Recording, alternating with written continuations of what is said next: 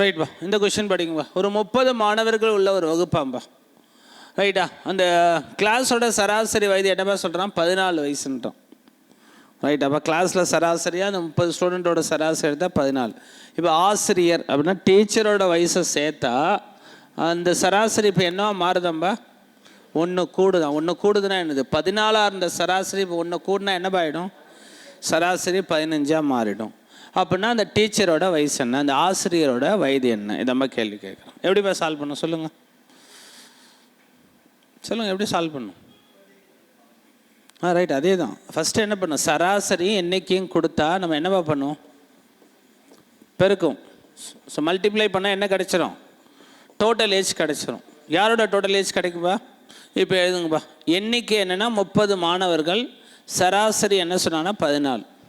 ரைட்டா, இப்போ டீச்சரோட ஏஜை சேர்த்தா இப்போ 31 பேர். ஏன் 31ன்னு தெரியும், 30 ஸ்டூடெண்ட்ஸ் ஒரு டீச்சர். சராசரி 14 இருந்தது, 1 அதிகமாக இருக்குப்பா. 1 அதிகமானா 15பா. 31 15ஆல் பெருகி பாருங்கள், 465ன்னு வரும். இப்போ மைனஸ் பண்ணால் யாரோட ஏஜ் ஃபைனலாக கிடைக்கும்பா? 465. பெரிய நம்பர்லேருந்து சின்ன நம்பரை மைனஸ் பண்ணுங்களா?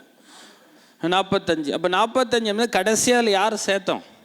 டீச்சர். அப்போ அந்த டீச்சரோட வயசு என்ன, ஆசிரியரோட வயசு என்ன? ஓகே பாருங்கப்பா, இது 30 மாணவர்கள்ப்பா. இது 30 ப்ளஸ் ஒரு டீச்சர் மைனஸ் பண்ணால் மிச்சம் ஒரு டீச்சர் தான் நிற்பாங்க. 30 மாணவர்கள் கேன்சல் ஆகிடும். ஸோ இந்த மாதிரி டைப்பை மல்டிப்ளை பண்ணுறீங்களா, கொஞ்சம் ஏதோ லைட்டாக கொஞ்சம் கஷ்டப்படுற மாதிரி இருக்குல்ல. இந்த கடைசியாக ஒருத்தவங்க ஜாயின் ஆவாங்க, அவங்களோட மதிப்பு என்ன? கடைசியாக ஒருத்தவங்க வெளியே போவாங்க, அந்த வெளியே போகிறவங்களோட வயசு என்ன, வெயிட் என்ன, அப்படிலாம் கொஸ்டின் வரும்.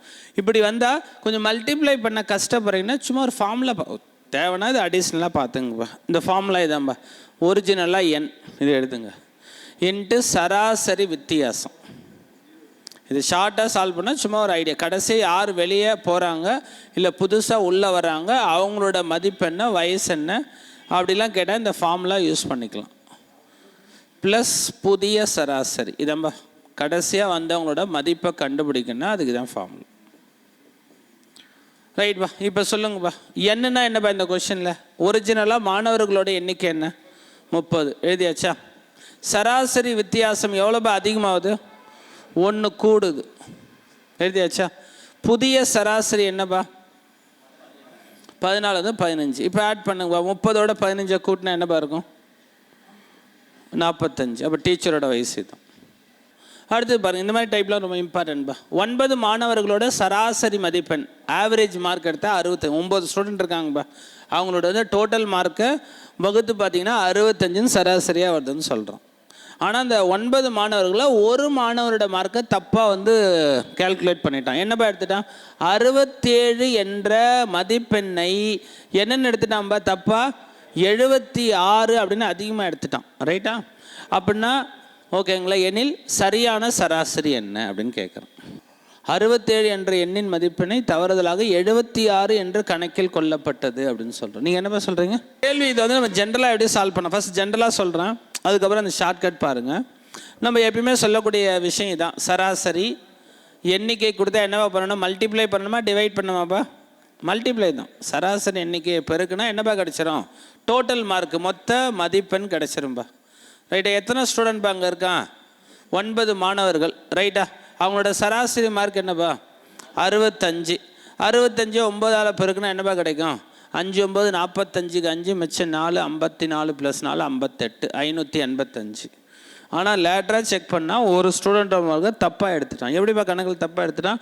67 என்ற மார்க்கை தப்பாக 76ன்னு எடுத்துட்டான். அப்போ எவ்வளோ அதிகமாக எடுத்துட்டான்பா? அவனோட மார்க்கு 67 தான், ஆனால் எழுதும்போது 76ன்னு அதிகமாக எடுத்துட்டான். அப்போ எவ்வளோப்பா நம்ம டோட்டலாக மைனஸ் பண்ணணும்? -9 பண்ணணும். அப்போ சரியான மொத்த மதிப்பெண் என்னப்பா? 585ல் 9 மைனஸ் பண்ணால் என்ன ஆகிடும்? இதுதான் கரெக்டான டோட்டல். கரெக்டாக புரியுதா நான் என்ன சொல்ல வரேன்னு? ஒரு ஸ்டூடெண்டோட மார்க்கு 68 தான் எடுத்திருக்கான், ஆனால் அவன் எழுதும்போது என்னென்னு எடுத்துட்டான்? 76ன்னு தப்பாக எழுதிட்டான். அப்போ எவ்வளோ டோட்டலாக அதிகமாக இருக்குன்னா 9 மார்க்கு அதிகமாகி போச்சு. அந்த 9 மார்க் அதனால் குறைச்சிட்டா சரியான டோட்டல் கிடச்சிரும். இது சராசரியாக மாற்றினா இப்போ எத்தனை மாணவர்கள்? 9, அவ்வளோதான். இதை வகுத்திங்கன்னா 64 அப்படின்னு நமக்கு கிடச்சிருக்கும். இதான்பா சராசரி. ஓகே பாருங்கப்பா. சராசரினா ஷார்ட்டாக எக்ஸ் பார் ஞாபகம் வச்சுங்கப்பா. ஒவ்வொரு டைம் எழுதாதீங்கப்பா. எக்ஸ் பார்னா சராசரின்னு சொல்லுவோம், ஷார்ட்டாக சொல்லணும். எக்ஸ்னா எண்கள், பார்னா எக்ஸ் பார்னா சராசரி. சரி, இப்போ இந்த கொஷினை கொஞ்சம் ஏதோ கொஞ்சம் சால்வ் பண்ண மாதிரி இருக்குல்ல. இவ்வளோ விஷயம் போகாமல் எப்படி திரும்ப சால்வ் பண்ணணும்? இப்போ என்னப்பா கண்டுபிடிச்சிட்டோம், 67 மார்க்கை 76ன்னு தப்பாக எடுத்தோன்னு எவ்வளோ மொத்தமாக மைனஸ் பண்ணணும்? -9 குறைக்கணுமா? அப்போ சராசரி எவ்வளோ குறையினா இப்போ எத்தனை மாணவர்கள்? அப்போது சராசரி எவ்வளோ குறையினா -1 குறையும். அப்போ 65 இருந்த சராசரி 1 குறைச்சா இப்போ என்னவா மாறும்பா? இவ்வளோதான். இப்போ இதுவும் ஒரு ஐடியா பார்த்து. இப்போ இந்த ஸ்டெப்லாம் தேவையப்படாது, பெருக்கலாம் வேண்டாம். இது புரியுதா பாருங்கப்பா. இப்போ 67 76ன்னு எடுத்துட்டான். ரைட்டா, கவனிங்கப்பா. கிளாஸ் எடுங்க அப்புறம் பேசுங்க. ரைட்டா, கிளாஸ் எடுக்கும்போதும் பேசுகிறீங்க, மற்றவங்க அஃபெக்ட் ஆகும், உங்களுக்கு பிரச்சனை இல்லை. பக்கத்தில் உட்காந்து நீங்கள் பேசுகிறதே காதில் விழும். ரைட்டா, இப்போ 67 76ன்னு எடுத்துட்டாங்க. அப்போ -9. ரைட்டா, பை எத்தனை மாணவர்கள்? 9 மாணவர்கள். அப்போ என்ன ஆகுனா சராசரி 1 குறையும். அப்போ 65ல் 1 போச்சுன்னா 64. இதுதான் கரெக்டான சராசரி, சரியான சராசரி.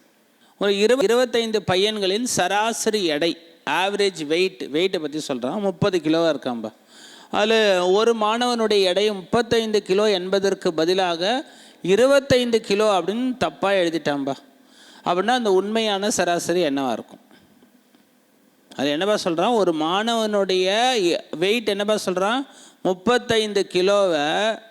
ரைட்டாப்பா, எழுதும்போது என்னென்னு எழுதிட்டான், 35 கிலோவை தப்பா 25 கிலோன்னு தப்பாக எழுதிட்டான். அப்போ நான் மொத்தமாக எவ்வளோ கிலோவை இப்போ ஆட் பண்ணணும்பா? ஓகேங்களா, 10 கிலோவை அதிகப்படுத்தணுமா இல்லை மைனஸ் பண்ணணுமா? அதிகப்படுத்தணும். போன கொஸ்டினில் ஏன் மைனஸ் பண்ணும்பா? கம்மியான மார்க்கை அதிகமாக எழுதிட்டான், அதனால் -9 பண்ணும். இங்கே 35 கிலோ என்ற மதிப்பு வெயிட்டை 25 கிலோன்னு எழுதிட்டான், அதனால் 10 கிலோ மொத்தமாக கூட்டணும். நம்ம போன கொஸ்டின் மாதிரி ஃபஸ்ட்டு ஜென்ரலாக எழுதலாம். சராசரி எண்ணிக்கையும் பெருக்குங்க. ரைட்டாப்பா, சராசரி எண்ணிக்கையும் பெருக்குன்னா எவ்வளோப்பா வரும் சொல்லுங்கப்பா?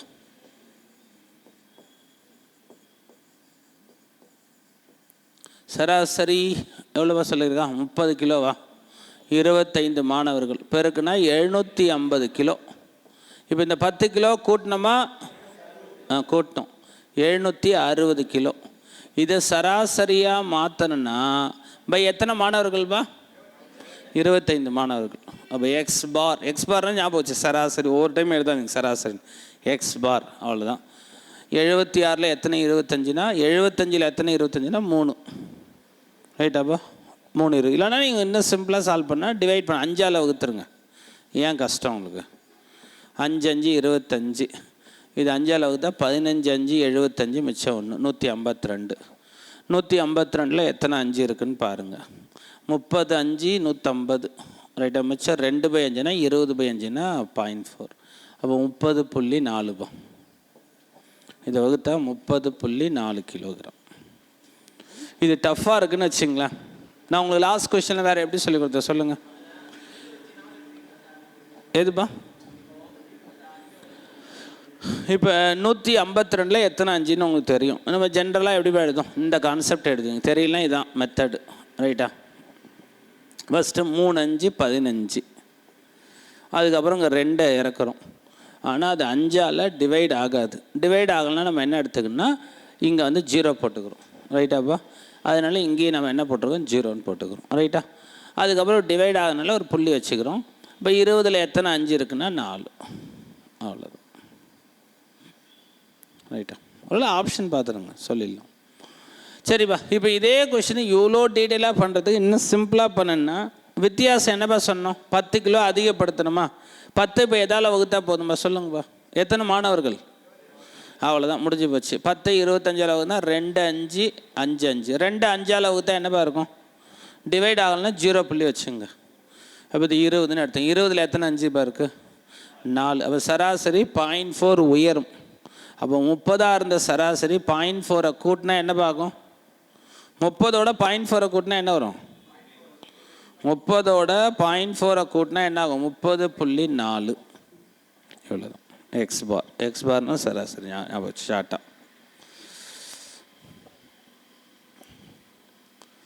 ரைட்டா? இதுனா கொஞ்சம் டீட்டெயில்டாக இருக்குது, இது கொஞ்சம் சிம்பிளாக முடிஞ்சிடும். ப்ராக்டிஸ் தான் எல்லாம்.